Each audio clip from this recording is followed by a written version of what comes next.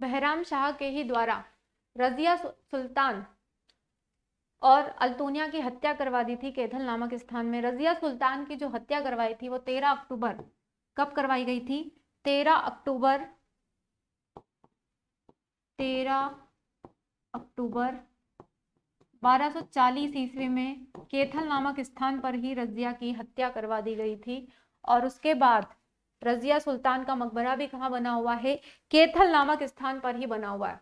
और रजिया सुल्तान के बाद अगला शासक कौन बना? तो वो बना अल्तुनिया, सॉरी बहराम शाह। ठीक है, आगे हम बढ़ते हैं। अगला शासक कौन बना है? बहराम शाह। चौथे नंबर पे हम पढ़ेंगे बहराम शाह।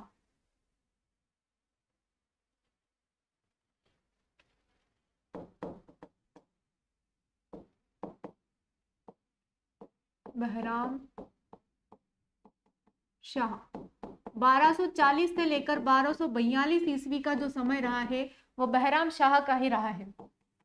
अब जैसे कि बहराम शाह ने दल चालीसा के लोगों की मदद से रजिया सुल्तान की हत्या करवा दी गई थी, उसी तरीके से बहराम शाह ने सोचा कि हो सकता है कि कोई व्यक्ति इन दल चालीसा के 40 लोगों की मदद से मेरी भी हत्या करवा सकता है। इसीलिए बहराम शाह ने क्या किया? एक पद का निर्माण किया, जिस पद का नाम था नायाबे मुमलकात। नायाब ए मुमलकात, नायाबे मुमलकात। और नायाबे मुमलकात किसको बनाया गया? नायाबे मुमलकात का पद दिया गया एतगीन को। ठीक है, एतगीन वही व्यक्ति है जिसको रजिया सुल्तान ने बदायूं का इक्तेदार घोषित किया था। तो एतगीन को ही नायाबे मुमलकात का पद दिया गया। और इसी के बाद 1241 ईस्वी में आक्रमण हुआ किसका? मंगोलों का। मंगोलों का दूसरा आक्रमण था। ठीक है, लेकिन दिल्ली सल्तनत पर यह पहला आक्रमण था। 1241 में ही भारत पर मंगोलों का दूसरा आक्रमण हुआ। भारत पर मंगोलों का दूसरा आक्रमण हुआ, लेकिन दिल्ली सल्तनत पर यह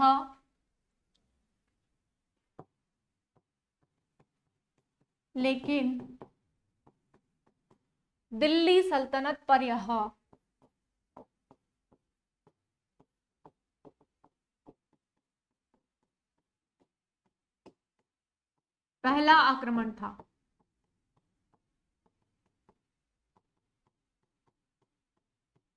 ठीक है, दिल्ली सल्तनत पर यह मंगोलों का पहला आक्रमण था।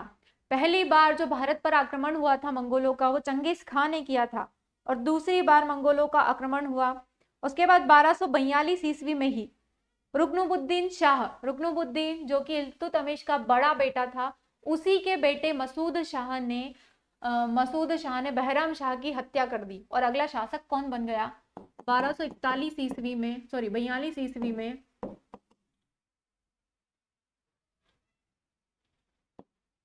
1242 ईस्वी में रुकनुबुद्दीन शाह के बेटे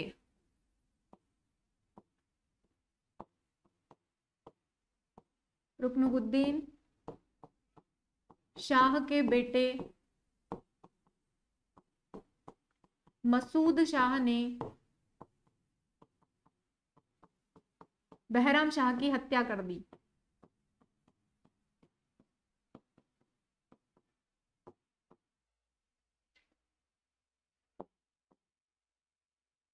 बहराम शाह की हत्या कर दी।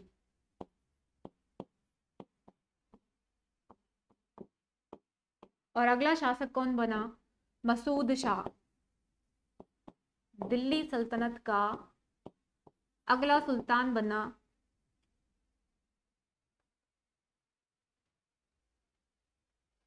दिल्ली सल्तनत का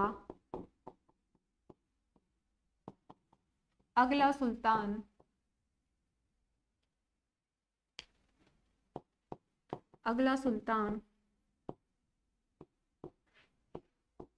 मसूद शाह बना। मसूद शाह बना। ठीक है, बहराम शाह के बाद जो अगला सुल्तान बना है वो कौन था? वो मसूद शाह था। बहराम शाह ने ही एक पद बनाया जिसका नाम रखा गया नायाब मुमलकात, और नायाब मुमलकात इसने किसको बनाया था? एतगीन को। एतगीन जो पहले बदायूं का इक्तदार हुआ करता था उसी को नायाब मुमलकात बनाया गया बहराम शाह के द्वारा। उसके बाद 1241 में मंगोलों का भारत पर दूसरा आक्रमण हुआ, लेकिन यह दिल्ली सल्तनत पर पहला आक्रमण था मंगोलों का। उसके बाद रुकनुद्दीन शाह के ही बेटे मसूद शाह ने बहराम शाह की हत्या कर दी और अगला सुल्तान कौन बन गया? मसूद शाह। ठीक है, तो अब हम लिखेंगे मसूद शाह के बारे में। मसूद शाह 1242 से लेकर 1246 ईस्वी का जो समय था वो मसूद शाह का था। केवल 4 साल तक इसने शासन किया था, लेकिन मसूद शाह की हत्या करवा के इल्तुतमिश का ही एक और बेटा हुआ करता था नसीरुद्दीन महमूद, वो दिल्ली का सुल्तान बन गया था। आगे आप चाहे तो लिख लीजिए अगला सुल्तान कौन बना? मसूद शाह, 42 से 46 ईस्वी तक। ठीक है, चौथा, पांचवा रहेगा ये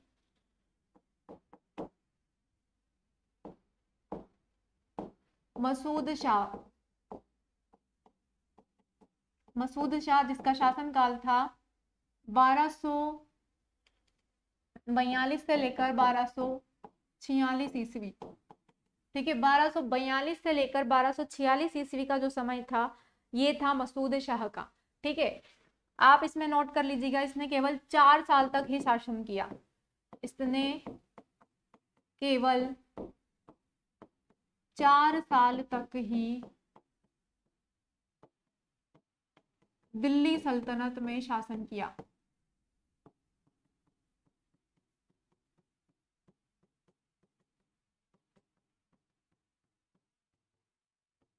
ठीक है, उसके बाद में इल्तुतमिश का ही तीसरा बेटा हुआ करता था जिसका नाम था नसीरुद्दीन महमूद। इसके बाद इल्तुतमिश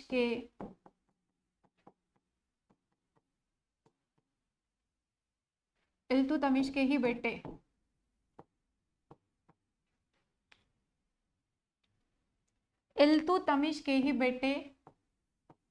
नसीरुद्दीन महमूद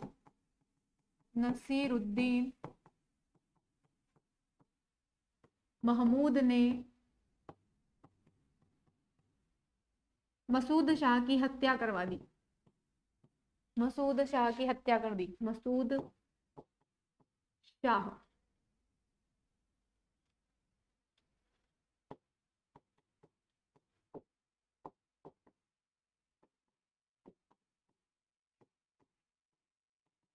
अगला सुल्तान बना।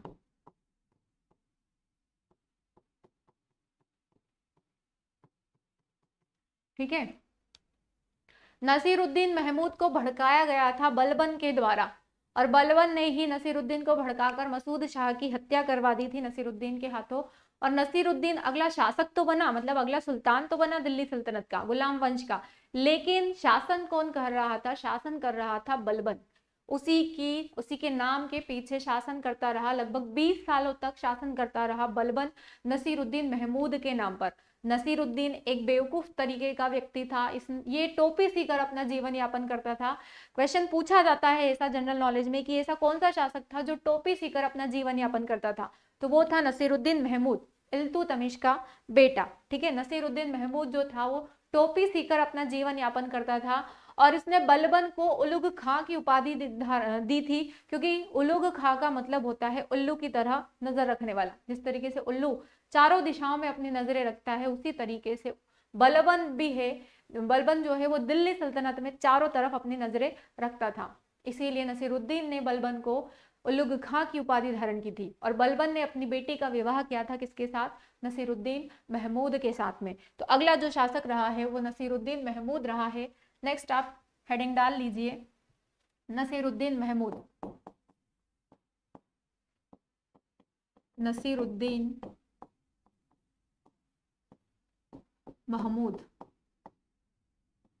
ठीक है, इसका जो शासनकाल रहा कब से कब तक रहा? 1246 से लेकर 1265 ईस्वी का जो समय था, 1246 से लेकर 1265 ईस्वी का जो समय रहा है वो नसीरुद्दीन महमूद का रहा है। सबसे पहले हम नसीरुद्दीन के बारे में लिखेंगे कि नसीरुद्दीन जो है इल्तुतमिश का ही एक बेटा था और ये केवल नाम का सुल्तान था और एक अयोग्य सुल्तान था, इसीलिए इसके नाम के पीछे कौन इसका शासन करता था, इसका वजीर बलबन। ठीक है, लिख लीजिए नसीरुद्दीन का वजीर बलबन था। इसका वजीर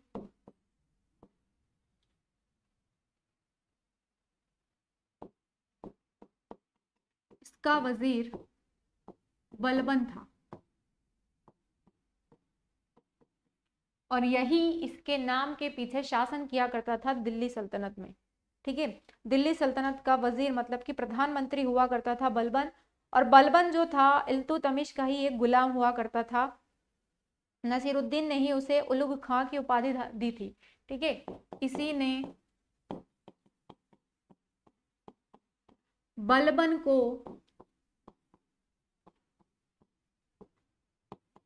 उलुग खां की उपाधि दी थी।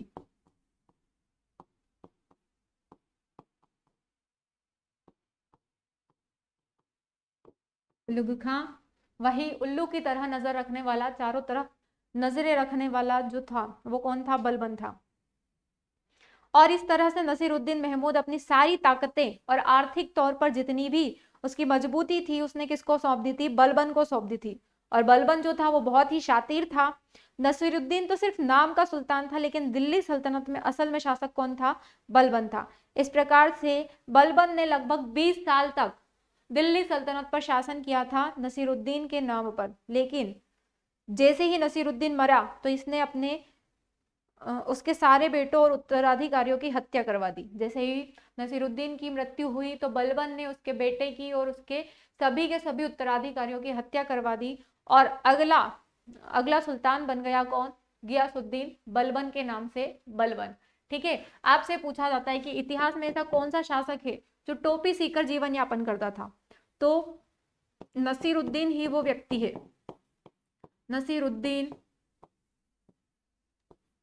नसीरुद्दीन महमूद टोपी सीकर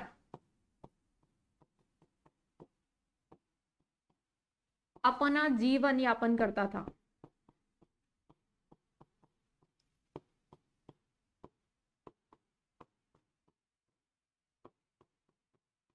और बलबन ने अपनी पुत्री का विवाह किसके साथ किया था, नसीरुद्दीन के साथ। बलबन ने अपनी पुत्री का निकाह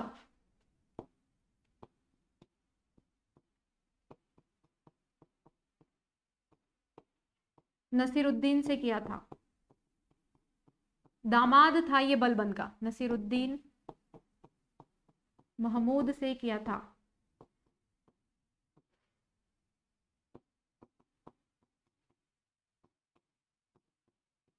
ठीक है, दामाद हुआ करता था ये बलबन का। और दामाद भी क्यों बनाया था इसने, दिल्ली सल्तनत को हड़पने के लिए। ठीक है, तो ये हमने पढ़ लिया किस किस के बारे में। हमने पढ़ लिया सबसे पहले गुलाम वंश का संस्थापक कौन था, तो वो कुतुबुद्दीन ऐबक था। कुतुबुद्दीन ऐबक का ही गुलाम हुआ करता था इल्तुतमिश, और इल्तुतमिश की बेटी थी रजिया सुल्तान। अगली शासिका बनी थी दिल्ली सल्तनत की। रजिया सुल्तान की हत्या करवा के अगला सुल्तान बना था बहराम शाह, और बहराम शाह की हत्या करवाकर अगला सुल्तान बना था मसूद शाह। मसूद शाह जो कि इसके भाई का बेटा था, बहराम शाह के भाई का बेटा, मतलब इसका भतीजा था ये, और इसी की हत्या करवा दी थी इसी के चाचा ने, नसीरुद्दीन महमूद ने, बलबन के कहने पर। बलबन जो कि एक शातिर दिमाग का व्यक्ति था और ये इल्तुतमिश का ही गुलाम हुआ करता था बलबन, इसी ने नसीरुद्दीन को भड़काया और मसूद शाह की हत्या करवा दी। मसूद शाह ने लगभग 4 साल तक शासन किया था दिल्ली सल्तनत पर, और उसके बाद अगला सुल्तान बना था कौन, नसीरुद्दीन महमूद। नसीरुद्दीन महमूद जो है एक बहुत ही अयोग्य शासक था। नसीरुद्दीन केवल नाम का सुल्तान था, लेकिन शासन कर रहा था बलबन। ठीक है, बलबन जो था नसीरुद्दीन महमूद का वजीर हुआ करता था, और इसीलिए नसीरुद्दीन महमूद ने बलबन को उलग खां की उपाधि दी थी। ठीक है, कौन सी उपाधि दी थी, उलग खां की उपाधि दी थी। उलग खां मतलब जो उल्लू की तरह नजरें रखता है। नसीरुद्दीन महमूद जो है इतिहास में ऐसा शासक है या सुल्तान है जो टोपी को सिलकर या टोपी सीकर अपना जीवन यापन करता था।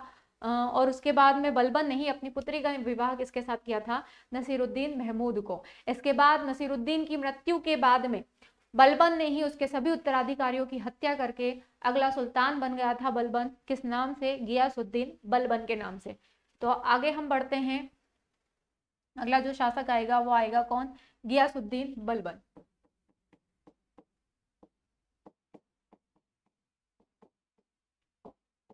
गियासुद्दीन बलबन। गियासुद्दीन बलबन जो है इसका शासनकाल कब से कब तक रहा? 1265 से लेकर 1287, 1265 ईस्वी से लेकर 1287 ईस्वी का जो समय था वो बलबन का ही था। ठीक है, वैसे 20 साल पहले यानी कि 1240 से लेकर 1265 तक भी शासन किसने किया था? बलबन ने ही किया था। वो केवल नाम का वजीर था, लेकिन शासन तो वो सुल्तान की तरह ही करता था। ठीक है, इसके बारे में हम पढ़ते हैं कि बलबन आखिर कौन था। बलबन जो था वो इल्तुतमिश का ही एक गुलाम हुआ करता था और इसका वास्तविक नाम जो था वो था बहाउद्दीन। ठीक है, इसका वास्तविक नाम क्या था? इसका वास्तविक नाम बहाउद्दीन था,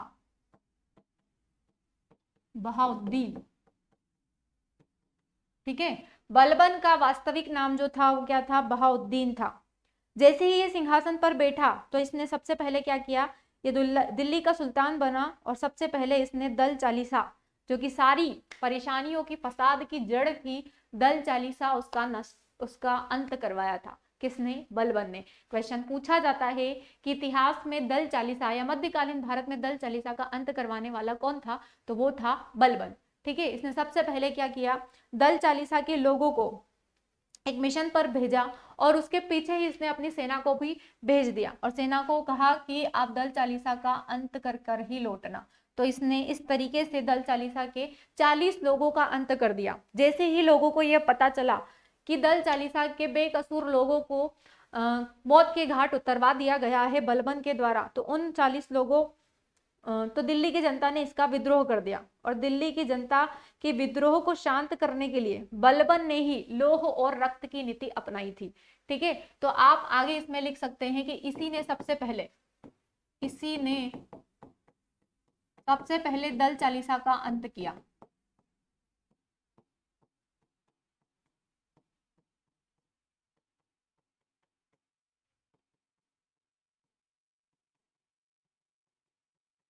अब दल चालीसा का अंत किया था, बेकसूर लोगों को मारा था, इसीलिए दिल्ली की जनता ने इसका विद्रोह कर दिया और इसी विद्रोह को शांत करने के लिए इसने नीति अपनाई जिसको कहा जाता लौह और रक्त की नीति। इसी ने लौह एवं रक्त की नीति अपनाई।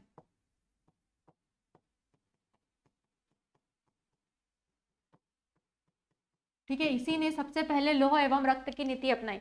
लौह और रक्त की नीति में क्या होता है कि जो लोग भी विद्रोह करते हैं उनका सर धड़ से कलम कर दिया जाता है। इसी को कहा जाता है लौह और रक्त की नीति। लौह मतलब कि तलवार और रक्त मतलब कि उसका सर धड़ से कलम करना। तो ये ऐलान, और इसने साथ में ये ऐलान भी करवा दिया कि अगर कोई मेरे खिलाफ कुछ भी बोला तो उसे केवल एक ही बार समझाया जाएगा। अगर वह एक बार में भी नहीं समझा तो तलवार से उसका सिर धड़ से अलग कर दिया जाएगा। तो दिल्ली की जनता डर में आ गई, दिल्ली की जनता घबरा गई और सभी के सभी शांत हो गए कि कौन मरना चाहता है? कोई नहीं मरना चाहता। इसीलिए सभी लोगों ने इस विद्रोह को शांत कर दिया। फिर आगे चलकर दिल्ली की जनता में भय यानी कि डर रखने के लिए ही इसने एक और नीति अपनाई या एक और प्रथा की शुरुआत करवाई और उस प्रथा को कहा जाता है सिजदा पायबोस। इसी ने सिजदा और पायबोस प्रथा की शुरुआत की। इसी ने सिजदा पायबोस प्रथा की शुरुआत की। सिजदा पायबोस का मतलब होता है कि मेरे सामने से जो भी व्यक्ति गुजरेगा वो घुटने के बल बैठकर मुझे पहले नमस्ते प्रणाम करेगा और सर झुकाकर मेरे सर झुकाकर मेरे सामने बैठेगा वो, ठीक है, घुटनों के बल सर झुकाकर मेरे सामने बैठेगा, लेटकर मेरे पैर चूमेगा, ठीक है। तो इसको कहा जाता है सिजदा पाइबोस, आएगा मेरे सामने घुटने के बल सिर झुकाकर बैठेगा और लेट कर मेरे पैरों को चूमेगा, उसी को कहा जाता है सिजदा पाइबोस प्रथा। तो इस प्रथा की शुरुआत किसने की थी? इस प्रथा की शुरुआत की थी बलबन ने, लेकिन इस प्रथा का प्रतिबंध लगाया था किसने? शाहजहां ने, ठीक है। और पूरी तरीके से इस प्रथा को बंद किया था किसने? औरंगजेब ने। प्रतिबंध लगाने वाला शासक कौन था? नोट में डाल लीजिएगा आप, नोट डालकर लिख लीजिएगा कि इस प्रथा पर पहली बार प्रतिबंध शाहजहां के द्वारा लगाया गया। शाहजहां के द्वारा लगाया गया। इस प्रथा का अंत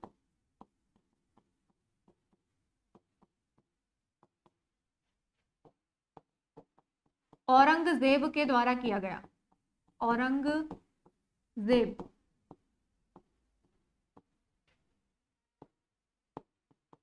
के द्वारा किया गया,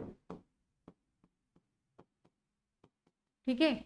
ये इसमें जानने योग्य कुछ बातें थी जो आपको मैंने नोट डालकर लिखवा दी है। तो इस प्रथा पर पहली बार प्रतिबंध लगाने वाला कौन सा शासक था? वो था शाहजहां। और इस प्रथा का अंत करने वाला कौन था? इस प्रथा का अंत करने वाला था औरंगजेब। शुरुआत करने वाला था बलबन, गियासुद्दीन बलबन। अब बलबन ने ही एक त्योहार की भी शुरुआत की जिसको कहा जाता है नवरोज त्योहार। नवरोज त्योहार जो होता है फारसी लोगों का नव वर्ष होता है, नया वर्ष होता है। इसी की शुरुआत की थी किसने? बलबन ने। कब की थी? 21 मार्च को होता है नवरोज त्योहार। लेकिन इसका अंत किसने करवाया था? इसका अंत करवाया था औरंगजेब ने, क्योंकि औरंगजेब को ये बिल्कुल भी पसंद नहीं था। देखना इसमें, इसी ने नवरोज त्योहार मनाने की शुरुआत की, या बलबन ने ही नवरोज त्योहार मनाने की शुरुआत की, ऐसा लिख लीजिए आप। बलबन ने ही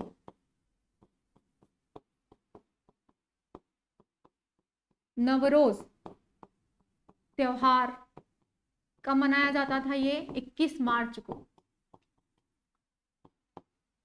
नवरोज त्योहार मनाने की शुरुआत की।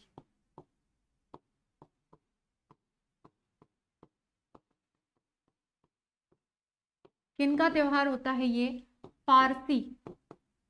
फारसी लोगों का नववर्ष।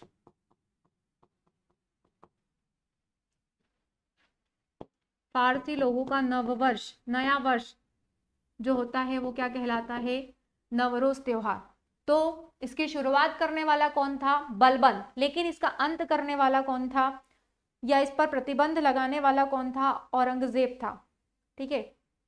क्वेश्चन पूछा जाता है कि नवरोज त्योहार की शुरुआत किसने की थी? तो बलबन ने की थी। लेकिन इस पर प्रतिबंध लगाने वाला कौन था? इस त्योहार पर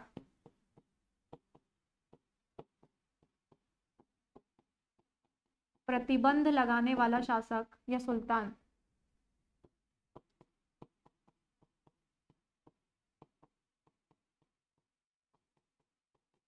औरंगजेब था,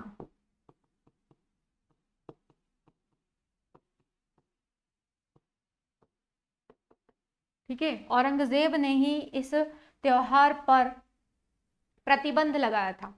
और शुरुआत किसने की थी? तो शुरुआत की थी बलबन ने। इसके बाद 1287 में ही किसका आक्रमण हुआ? मंगोलों का फिर से भारत पर आक्रमण हुआ। अब ये मंगोलों का तीसरा आक्रमण था, ठीक है। ये भारत पर मंगोलों का कौन सा आक्रमण था? तीसरा आक्रमण था। लिखिएगा आप, इसमें नोट कीजिएगा कि 1287 ईस्वी में मंगोलों का भारत पर तीसरा आक्रमण हुआ।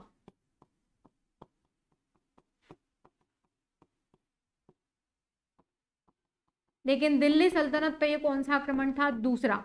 भारत पर तीसरा आक्रमण था, लेकिन दिल्ली सल्तनत पर यह दूसरा आक्रमण था।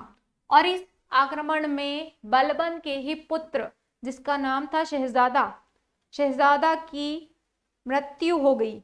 और इसकी मृत्यु के वियोग में ही ये इसकी मृत्यु को सहन नहीं कर पाया, इसीलिए इसकी मृत्यु हो गई। ठीक है, इसके बेटे का नाम क्या था? शहजादा मोहम्मद। मंगोलों का भारत पर तीसरा आक्रमण हुआ और यह दिल्ली सल्तनत पर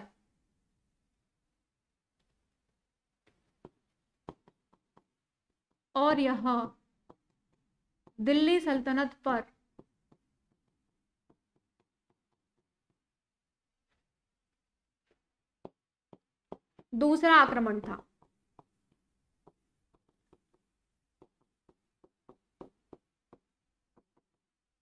इस आक्रमण में ही मंगोलों द्वारा इसके पुत्र का नाम क्या था? इसके बेटे का नाम था शहजादा मोहम्मद। बेटे का नाम क्या था? बेटे का नाम था शहजादा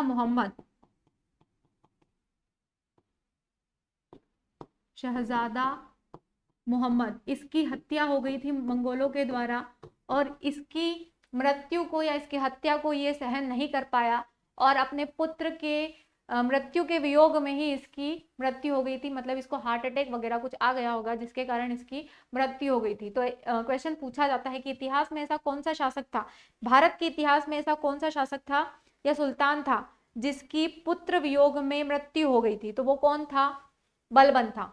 लिख लेना, आप चाहो तो नोट कर लेना कि इसकी मृत्यु पुत्र वियोग में हुई थी। इसकी मृत्यु पुत्र वियोग में हुई थी।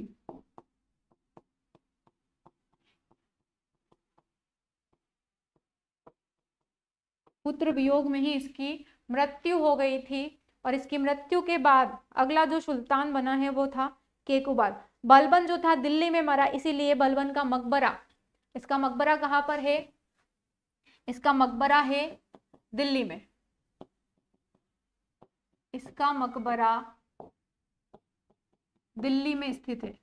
दिल्ली में इसकी मृत्यु हुई थी, इसीलिए इसका मकबरा भी कहाँ पर है? दिल्ली में।